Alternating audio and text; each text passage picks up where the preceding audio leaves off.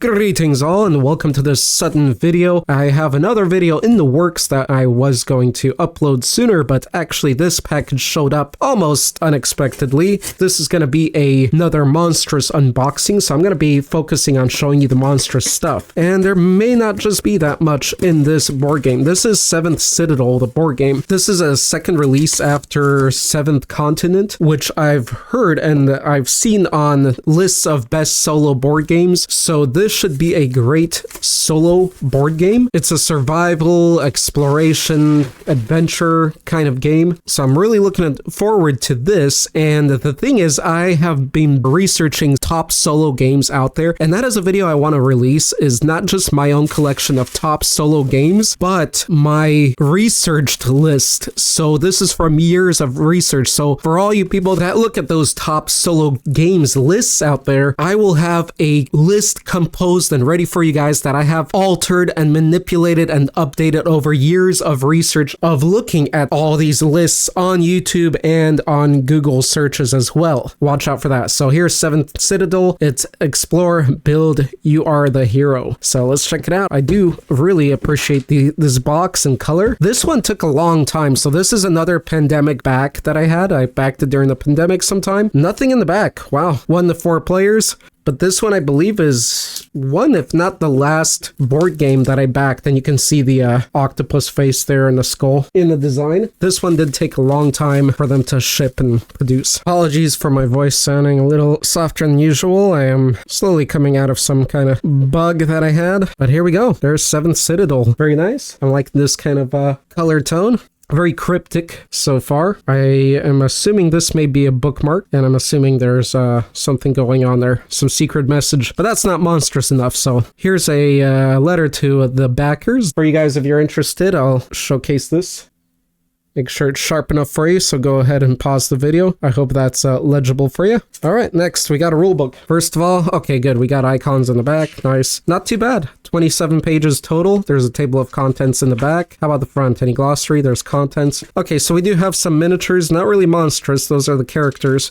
So we'll see if there's any monstrous art. I like this matte kind of finish on everything here. It's nice. It's very different from all the glossiness I'm used to with most of the other board games. Just because this looks so different than what I'm used to, I have to open it up right now. And it's an old school map. Oh, these are card sleeves, so you're gonna slip your cards in here to update this as you travel and explore. Pretty awesome. This is quality stuff. Not seeing anything monster here, no kraken, nothing. Better see that monstrous stuff soon. Destiny. Nice. Okay. Looks like something to formulate your character over time. Side quests. We like side quests. Very cool. And there's another one of these. Oh, it's a different one. Holy smokes. All right. Different buildings you can build. Didn't know you could do stuff like that. Okay, so it is the same thing, just for the other character. You got a third one and a fourth one. So I guess if you're playing again or with more people, you'd have to print this out. I'm sure they have a place where you can print it out, but it just wouldn't be the same unless you could print it out on a long sheet like that. Here's the dialogue book, which is quite thick. So that's 87 pages. That's about the thickness there. And let's skim through it real quick. So these are the different areas you're going to jump through from the different cards and quests and exploration that you're doing. This is what I like. These books can be as thick as possible because this is where I really enjoy these choose your own adventure games, and they really come to life here, and that's just fun. Wonder what all the other mechanics are like. I honestly don't know much about this game, and before a game arrives, I like to stay quiet on that, not to spoil anything for myself so I can enjoy it with you. That's a little bit monstrous, but not too much. Okay, that's kind of cool. Reminds me of, if you guys know Xanth novels by Pierce Anthony. Got the Wiggles, except in that world, the Wiggles go through everything, and they don't deal with gravity. Some cool art, interesting world. It's going to be fun. I'm quite looking forward to this one. So that was an introductory scenario book. That is awesome. I love these kind of things. So it's a tutorial. Best way to learn things usually. Threat, Drums of Desolation. All right. Some Kingdom Death vibes here with the art a little bit. All right, next we have Datachim's Awakening. So this is Threat. All right, moving onward into the decks. There are so many decks here. I guess I'm not going to be looking through these for anything for what's monstrous. Maybe I'll open one and we'll see if there's anything there. Other than that, I won't be doing that. There's extra space for expansions. Nice. Good to see that thought of. All right, so you got maps, somewhat reminiscent of what I've seen more recently in Aeon's Trespass Odyssey, so that's what's there. So we don't need to open that one unless I see something different that could suggest monstrous to us. A lot of cards. I hope these are easily organizable. Like it all makes sense how to organize this. Looks like there's dividers here, so that's great. I was wondering about that. So dividers, we have a little bit of something here. The Edge of Peril.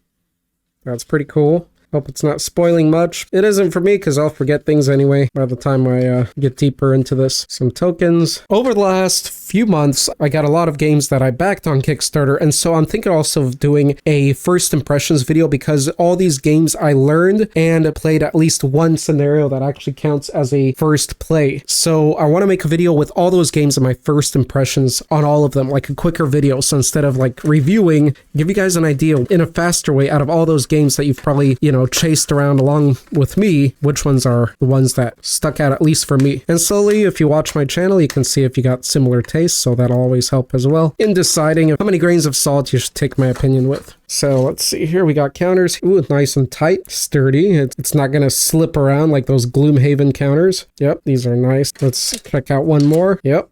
You really got to put some pressure on there. I like that. And we got some magnifier, screen protector looking thing, standy things, and small dice. Everything's like smaller here. Never seen small dice like that. I kind of like that. I like when a game tries to save space where it can. And the miniatures are tiny and pretty simple. So I would put them on a turntable, but being what they are, I think I'm just going to hold them up to the camera and do a quick show of these. Very basic survivors here. I don't know what millimeter scale these would be. They're quite a bit smaller than 28 millimeter. I'm not sure if this is any official size. If I were to quickly classify, I'd say 20 millimeter. I mean, let's be honest here. This is a miniatures type of game. So being what these are, I mean, they're not that bad quality-wise and detail-wise for the size. Because, well, otherwise you'd be comparing them to meeples, right? And these, for me, they definitely beat meeples. You still get miniatures board game feels. You can still paint these up. And being how tiny they are, I think it'd be actually kind of a fun challenge to paint these up to the best ability that you can. So that's that. I'm looking forward to learning this one. I'm not sure if I'm going to include this one in my first impressions of video. Let me know if you think that I should. That means I'll have to learn it and play at least one official game with it. So there isn't too much monstrous. The game does have obviously fantastical or alien elements as far as, I mean, in the meaning of remote or otherworldly. So it could be sci-fi and fantastical. So being that, I'm sure there's going to be encounters with creatures not known in our reality. So I'm sure there's going to be monstrous stuff here and there. It's just, is it going to be that presentable? Is it in miniature form? No. So there you have it, everybody. And if you're looking forward to something in particular, do let me know. Otherwise, there should be a video coming out here very soon that's in the works right now. And if you're interested in the last game, then you should check it out. I have it here. That was Heroes of Might and Magic 3. There's a lot of monstrous stuff in that one. And I also made another video dedicated to showing all the monster cards from that game so people can start preparing and nerding out on that. And also compared the artwork on all those cards next to the original art from Heroes of Might and Magic 3, the video game, in a little bit of a way, as I included that little image there in the corner so you can see that reference there. The 7th Citadel. Maybe it's not much to look at, guys, but these, I'm sure this is going to be one of the top solo games, best games out there. You can definitely count on that. And look out in the future for my update on this, my review, and where it stands among all my solo favorite games.